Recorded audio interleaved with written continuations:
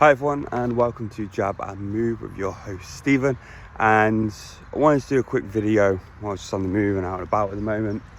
There's a few topics we need to talk about, a few big topics we need to talk about. One thing being the 100k fine for Eubank for smashing an egg against Benn's face. I think it's hilarious. Personally, I think it's brilliant. The second one going, obviously, Joyce. Where does he go now after losing again to Hergovich? Where is he go?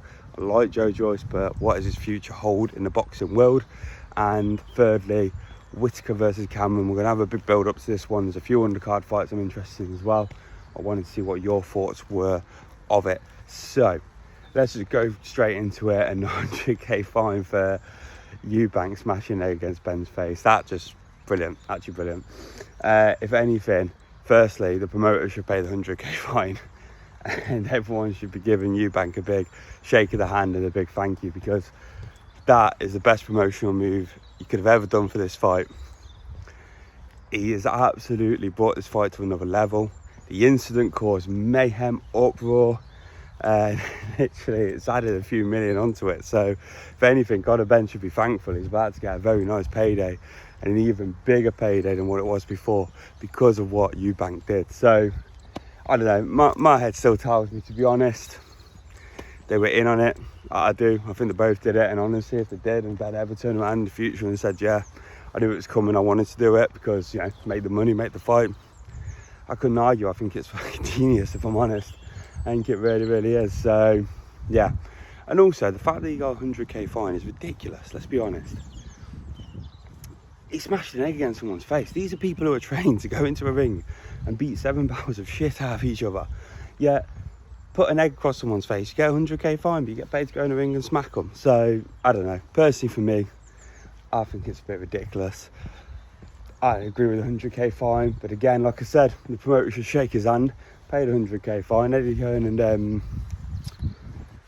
Ben Shalom should go, yeah, no worries, we got it covered, Eubank, you get yourself sorted, and we'll make sure we make the money, which you're already doing. So yeah, absolutely, I think it's ridiculous. 100k fine is, I don't really see the point in it.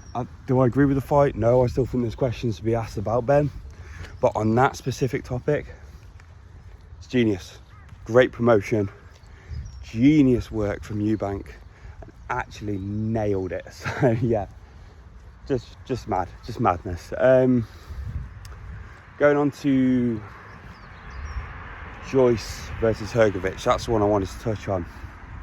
I really like Joyce, and I was really rooting for him at the weekend. I wanted him to beat Hergovich. I don't think Hergovich is the best of fighters anyway, personally, but I wanted him to win, start getting some momentum, start getting something back to try and get this, you know, road to winning a world title, being a contender again. He was on that road, but unfortunately, I don't think it's ever going to happen, and I think the time has gone now. He's a good lad.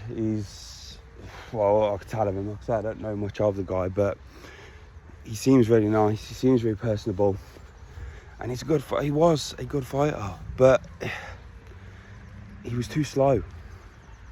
He wasn't able to pull the to really harness any sort of speed, so that was the concern for me.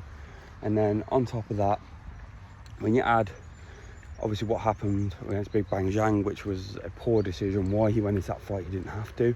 He wasn't needed to, he wasn't ordered to.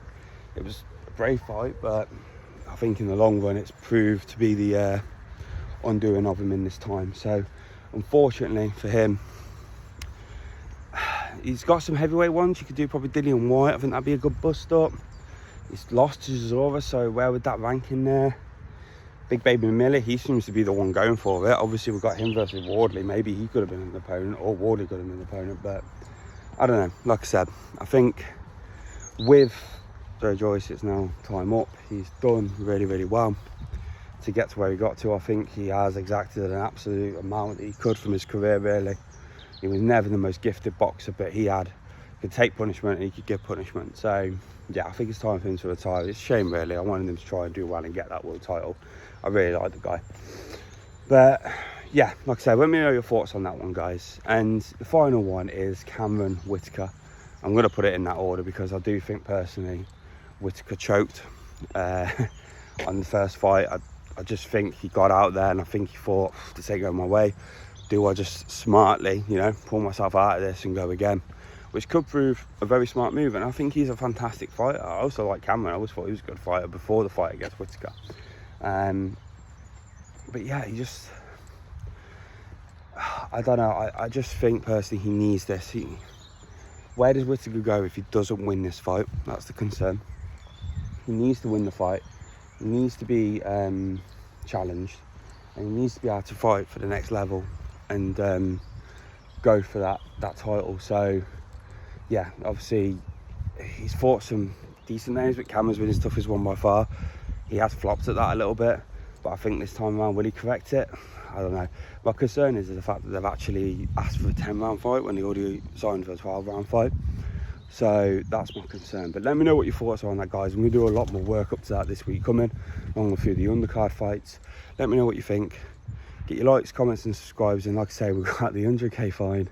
We've got Joyce, does he retire now? And then we've got Whittaker, does he finally beat Cameron and get that monkey off his back and go for the next level?